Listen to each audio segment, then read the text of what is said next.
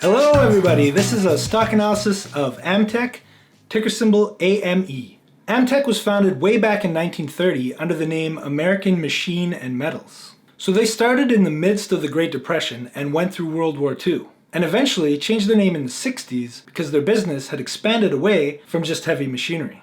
Today, Ametek is a global manufacturer with two operating groups, the Electronic Instrument Group, or EIG, and the Electromechanical Group, or EMG. Let's briefly take a look at both. The Electronic Instruments Group designs and manufactures analytical, test, and measurement instruments. Process and analytical instruments accounted for 72% of EIG's net sales in 2019, and came from such industries as oil and gas, power generation, and pharmaceutical manufacturing. Their products include process analyzers, emissions monitors, spectrometers, or spectrometers if you will, and level measurement devices. 28% of EIG's net sales came from just two segments, power instrumentation and aerospace. Power instrumentation would be products that measure power, monitor quality, and record events. Things like sensors for gas turbines, alarm monitoring systems, and uninterruptible power supply systems. Aerospace would include airliners, business jets, and helicopters of both commercial and military variety. These products are going to be made to consumer specifications and will require a high level of quality. They include things such as cockpit instruments, sensors, and switches. The Electromechanical Group is a supplier of automation solutions, thermal management systems, specialty metals, and electrical interconnects. Automation and engineered solutions represented 73% of EMG's net sales and came from industries such as medical and power, which were supplied with products that include blowers, pumps, and heat exchangers. Businesses in this group also produce specialty motors used in a plethora of markets,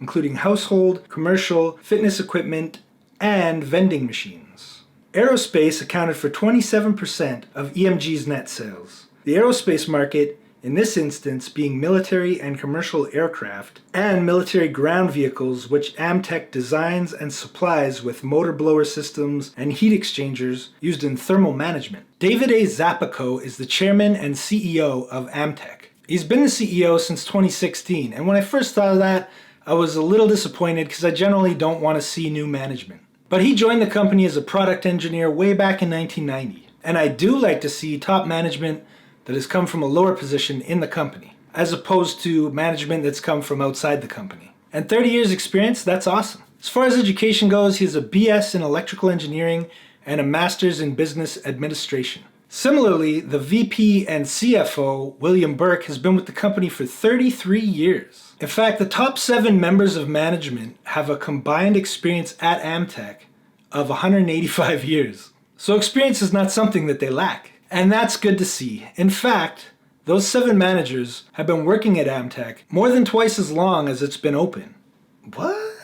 Ametek has been making a large amount of acquisitions. In 2018, they acquired Spectro Scientific, Telular, Forza Silicon Corporation, SoundCom Systems, Motec, and FMH Aerospace. In 2019, they scooped up Gatan and PDT. And in 2020, they've only purchased one company so far, which is IntelliPower, for $116.6 million. So it's been a slow year for acquisitions at Ametek. And my neighbors have a loud dog to compete with the highway car noises. I'm going to put up some pictures while I talk that feature some of the products that Ametek makes, just so you can get an idea. They're mostly related to the field of aerospace, and I'm pretty limited to the kind of pictures that I can find that have good quality. I think it's just a faster way for you to get an idea of their products while I kind of aimlessly ramble on about Ametek. Somebody banging on a roof now, man. With a company like Ametek, you have to be careful that growth is not simply coming from acquisitions, especially when a company's products are as high-tech as theirs are. While the diversification aspect is nice, there's always a chance for high-tech products to become obsolete. So you need to pay attention to organic growth. Are the companies that have been acquired growing on their own, or is all the growth that Ametek is seeing coming from acquisitions? It's not always easy to determine, and of course, from year to year, it will fluctuate. Now, sometimes I can find that information, but usually it's when organic sales are up. I would like to see that given more of a prominent place, regardless of whether that reflects positively or negatively on the company. And that brings me to another issue. When a company has made 80 plus acquisitions in 20 years, how are you supposed to know what's working and what isn't? Breaking down companies into 2 or 4 segments like we just did here, at some point that's just not enough. If you were to compare this to a fund of some sort that you're buying, at least you could look at the holdings of the fund. See what companies it holds and then look at the annual reports of each company and find out what you own. Of course, no one does that, or they'd just buy their own individual companies and not bother owning a fund, but at least you'd have the option. For example, I didn't walk away from Ametek's annual report knowing how well Rotron did on an individual basis, or even if it still remains as a standalone company. It may have been amalgamated into some other company within Ametek for all that I know. And I'm not trying to pick on Ametek. A company like IDEX, which we've talked about before, would have the same problems. Although I found the segmentation of the various businesses that they own a little more thorough and a little more informative. Not that any of this means that Ametek is a bad company, not at all. It's just a little constructive criticism. Risks and competitors. Some of Ametek's competitors would be Eaton, Keysight Technologies, and Danaher, as well as Cognex to some degree, which I've done a video on and is a very good company. Competition for Ametek is a big potential risk, although I think their risk is mitigated by their advanced technology, due to a high amount of spending on research and development, coupled with a myriad of relevant acquisitions. Also, they're a very old company with, in many cases, very long-standing customer relationships, which is an advantage. By extension, patents are going to be an issue, but less so with expirations, as you might expect in the pharmaceutical market, and more to do with infringement, I would think, because of the shorter life of some technology. Although Ametek seems to be doing well, acquiring a bunch of companies brings with it a certain amount of risk. From achieving organic growth to losing great employees at a newly acquired company, or even not being able to integrate the company into Ametek in a suitable fashion. Also, as a company grows, they need to acquire larger and larger businesses in order to have the same impact on their revenue, and hopefully their net income. For instance, Apple did $260 billion worth of revenue in 2019. How big of a company do they need to buy in order to achieve a 20% increase in their revenue? They need to buy a company that does $53 billion in revenue in a year. So if Apple bought Morgan Stanley, they could roughly increase the revenue by 20%. But Morgan Stanley is probably not the kind of company that Apple would want to buy. So they need to be able to find something appropriate, if that makes sense, and they may not always be able to do so. Also, Ametek owns businesses across the world, and that brings with it a whole bunch of risks as well, although you may view that as diversification.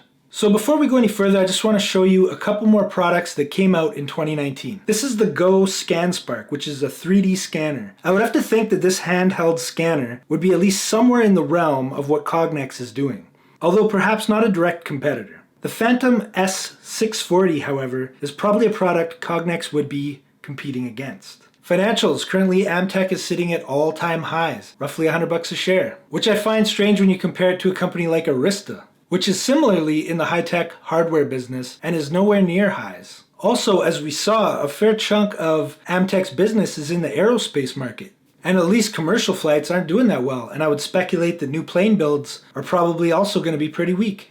So their exposure to that industry seems like it would be having a more negative impact on Ametek's share price. And yet here we are. Perhaps it has to do with them being a part of the S&P as well as the Russell. People buying into funds that mimic those indexes would just be blindly buying into these types of companies, and that could keep their share price higher than companies that aren't a part of an index. Maybe. Or it may have to do with them paying a dividend, whereas Arista does not pay a dividend. However, their dividend is currently under 1%, which seems too small for most investors to be considering.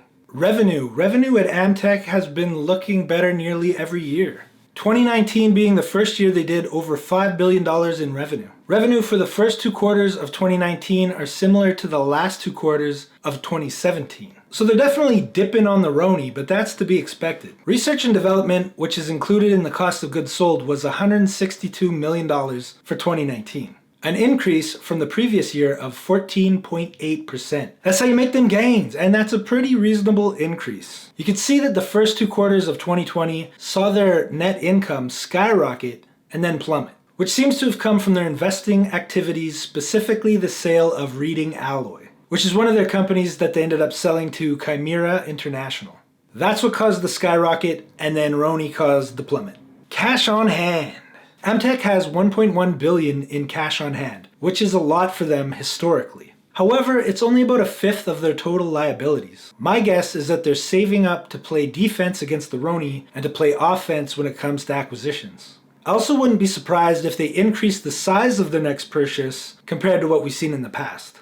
Retained earnings looks beautiful. Just look at that chart, man. They keep reinvesting into Ametek, which is what you'd want to see if a business is profitable, as opposed to them paying out money in dividends. You want to see them reinvesting back into that money-making machine. And their shareholder equity is $5.4 billion.